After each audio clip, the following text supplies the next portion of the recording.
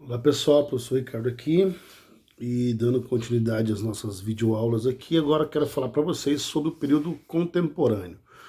O período contemporâneo são os nossos dias, é o nosso período, é o nosso tempo, né? É o que nós estamos vivendo hoje. Agora, esse hoje, ele começou exatamente na Revolução Francesa. A Revolução Francesa que aconteceu em 1789, final do século XVIII, mas teve todo um desdobramento que atinge até os dias atuais. Graças à Revolução Francesa, aliás, graças a toda a Idade Moderna, nós tivemos aí um período em que a burguesia se preparou para assumir o controle do planeta e ela conseguiu, ela praticamente domina o planeta hoje, né? Desde então, ela começa a exercer esse domínio. Muito bem. Principais eventos desse mundo contemporâneo. Nós tivemos o chamado imperialismo. O imperialismo é a disputa entre nações.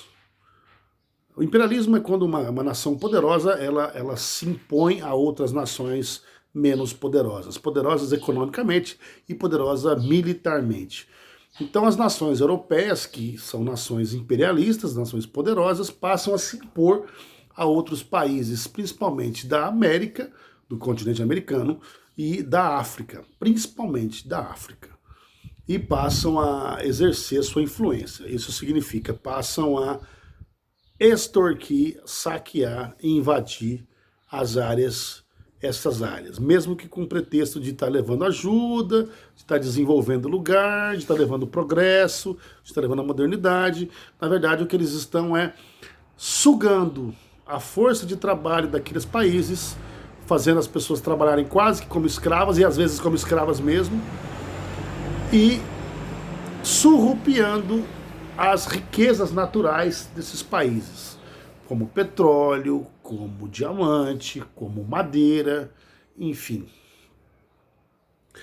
Esse é o imperialismo. Esse imperialismo levou as nações imperialistas a entrar em confronto, porque a voracidade delas foi tamanha que, querendo conquistar outros países, acabaram tendo os seus interesses em choque, né? Na disputa por quem dominava mais outros países, essas nações americanas, nações europeias acabam entrando em confronto, em conflito de interesses, que se somaram com divergências locais, com problemas históricos de rivalidades entre grupos étnicos, o que levou a humanidade à sua primeira grande guerra. Isso foi entre 1914 e 1918.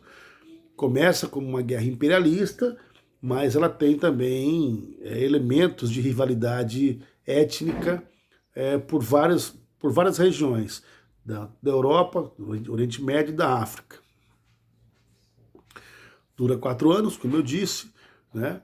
E pela primeira vez a humanidade se depara com um confronto de proporções quase que planetárias, né? Por isso, Primeira Guerra Mundial.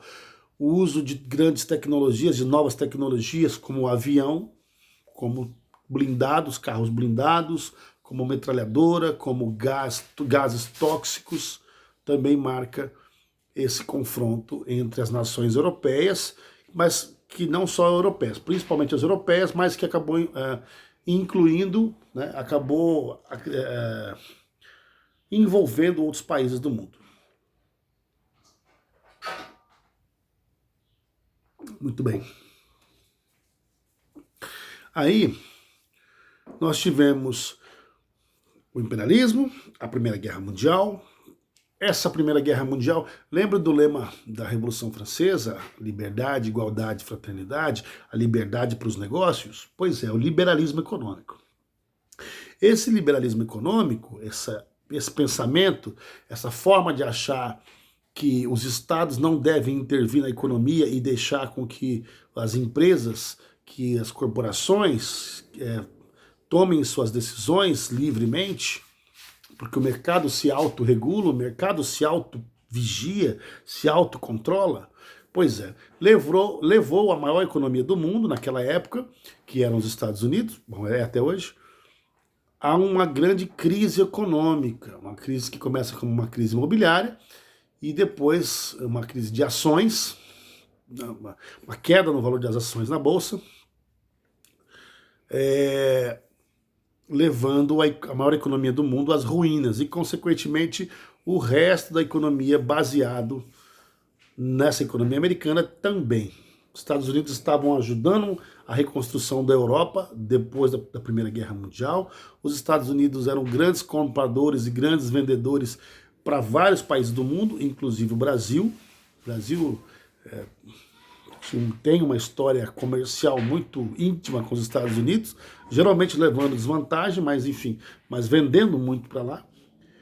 E o mundo capitalista como um todo entra em crise por conta desse liberalismo. E só saiu da crise porque abandonaram a ideia de liberalismo e passaram a fazer com que o Estado intervisse fortemente na economia para salvar as instituições financeiras falidas, para gerar emprego, para gerar renda para a população e poder salvar aquele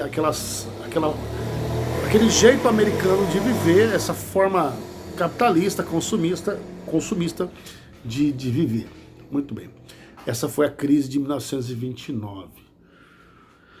Logo depois, a Europa, por conta das misérias sociais, das guerras que haviam, tanto a Primeira Guerra Mundial como outros conflitos entre nações que aconteceram ali, viu surgir um movimento perigoso, um movimento violento, baseado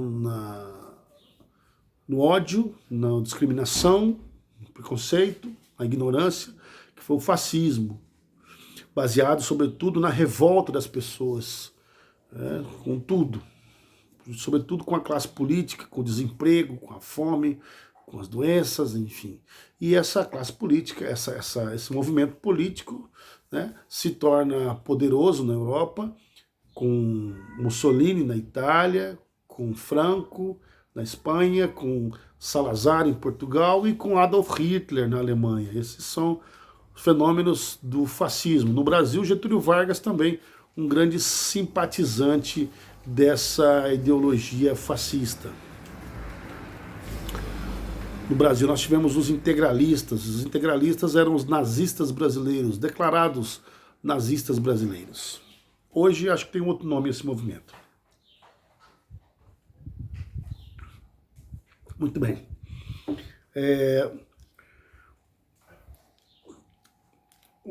Numa Europa, então, que está vendo surgir o fascismo crescente, né, surgiu e já se torna um movimento grande em vários países,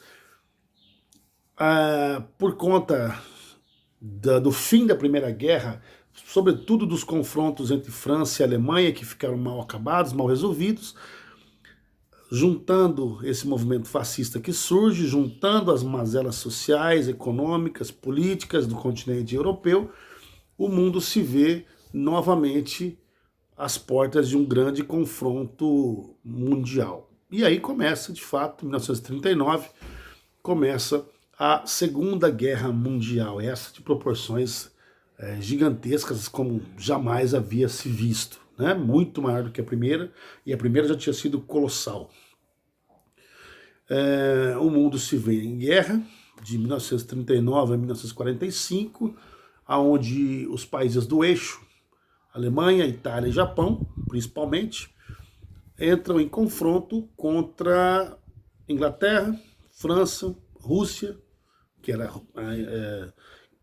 já era a União Soviética, na verdade, né? Já era a União Soviética, e logo depois com os Estados Unidos. É importante falar, eu falei da União Soviética, que lá na Primeira Guerra Mundial, que foi entre 1914 e 1918, em 1917 a Rússia, que aí era a Rússia mesmo, aí não era a União Soviética, né? A Rússia sai da primeira Guerra porque ali internamente está acontecendo a Revolução Bolchevique, a Revolução Socialista, a Revolução Comunista, de onde surgiu mais tarde a União Soviética. Muito bem. Então chegamos à Segunda Guerra Mundial com dois grupos, Alemanha, Japão e Itália de um lado, Inglaterra, França, União Soviética e Estados Unidos de outro. Sim, União Soviética e Estados Unidos estão do mesmo lado na Segunda Guerra Mundial, né? São inimigos, um socialista, o outro capitalista, mas naquele momento o inimigo principal estava aqui, o inimigo principal era o nazismo, então eles se unem para derrotar o nazismo. E derrotam, a duras penas, mas derrotam o nazismo. o final da guerra, o que simboliza o final da guerra, apesar de que a Itália já tinha se rendido, a Alemanha já tinha se rendido, o Japão não tinha mais condições de resistir, mas não se rendia, e aí os Estados Unidos usam as duas bombas atômicas em Hiroshima e Nagasaki e decretam praticamente o fim da guerra. Na verdade, esse uso desproporcional de força contra um país que já mal podia se defender foi para dar um recado para a União Soviética e dizer, olha, Stalin era o dirigente soviético, nós temos a bomba atômica e nós não temos medo, não temos vergonha, não temos o maior pudor de usar. Usamos até no Japão ali que nem condição de se defender tinha mais, né? Mas, enfim, a Segunda Guerra Mundial termina então em 1945 e dá início a uma nova fase de confrontos mundiais mais velados, mais camuflados, mais escondidos, que foi chamada Guerra Fria. Guerra Fria entre União Soviética e Estados Unidos. Chamada de Guerra Fria porque não foi uma guerra declarada entre as duas maiores potências do mundo. Terminaram a Segunda Guerra Mundial como as duas maiores potências do mundo. União Soviética de um lado, Estados Unidos de outro. Mas eles não se chocaram diretamente. O que eles fizeram foi armar inimigos do seu inimigo, e o inimigo do meu inimigo se torna meu amigo, e para que atacasse, né? A União Soviética, por exemplo, ela protege, ela arma, ela tenta equipar Cuba para que Cuba fizesse frente aos Estados Unidos. Ela faz a mesma coisa com o Vietnã, ela faz a mesma coisa com a Coreia. E os Estados Unidos fazem a mesma coisa, tentam armar inimigos da União Soviética, por exemplo, o Afeganistão, para combater, né, por exemplo, o próprio Vietnã, a própria Coreia, né, para que eles pudessem confrontar o seu adversário principal, mas sem admitir publicamente de que quem estava por trás ora era a União Soviética, ora eram os Estados Unidos. Por que esse pudor todo, esse medo todo? Porque se eles fossem entrar em confronto direto, ambos tinham equipamento, armamento para explodir o planeta várias vezes. Então eles sabiam que era um péssimo negócio bater de frente com o grande inimigo, com o grande rival, porque todo mundo sairia perdendo, ninguém teria o que ganhar. Então ficavam em guerras indiretas, para tentar conquistar o poder aos poucos. Uma dessas manifestações de guerra foi a guerra ideológica, uma guerra simbólica, midiática, que aos poucos foi conquistando o mundo também, através do cinema, principalmente o cinema americano, né, que foi vendendo uma ideia de um jeito americano de viver muito mais feliz, muito mais colorido, muito mais glamouroso, né? Apesar de que era só propaganda, mas aos poucos essa Guerra Fria foi sendo vencida pelos Estados Unidos, não só pela questão midiática, claro, mas também porque a União Soviética passa a investir tanto em guerra e na chamada corrida armamentista e a corrida espacial, que ambas potências disputaram, e acabou negligenciando um pouco a qualidade de vida da sua população. Então, as populações que viviam na União Soviética, na antiga União Soviética, passavam a padecer pela falta de liberdade, pela falta de democracia, e olhando para o mundo capitalista, acreditavam que ali haveria mais alegria, mais felicidade, mais condições de vida. De fato, não tinham liberdade, não tinham plena liberdade, não tinham plena democracia, mas economicamente estavam melhor do que estão hoje. Mas esse é o assunto para depois, para a gente olhar com mais calma depois. Passada a Guerra Fria, a União Soviética é derrotada, os Estados Unidos vencem e passam a partir daí impor esse jeito americano a praticamente o resto do mundo, né? As grandes marcas americanas ganham o mundo, de sapato, de comida, de carro, de tudo. Passam a globalizar essa cultura, para um processo de globalização e o chamado neoliberalismo. O novo liberalismo vem junto com essa onda globalizando e transformando o planeta todo num grande mercado, né? Num grande mercado. E aí estamos vivendo o que vivemos hoje. com marcas multinacionais esparramadas pelo mundo inteiro, seja de fast food, seja de tênis, de equipamentos esportivos, ou qualquer outra coisa, né?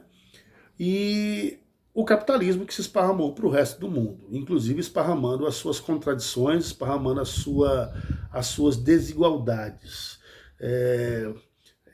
Basta a gente dizer que hoje nós temos disponível o iPhone. Olha que maravilha. Mas quantas pessoas podem ter o iPhone? E quantas pessoas nesse capitalismo sequer têm o que comer?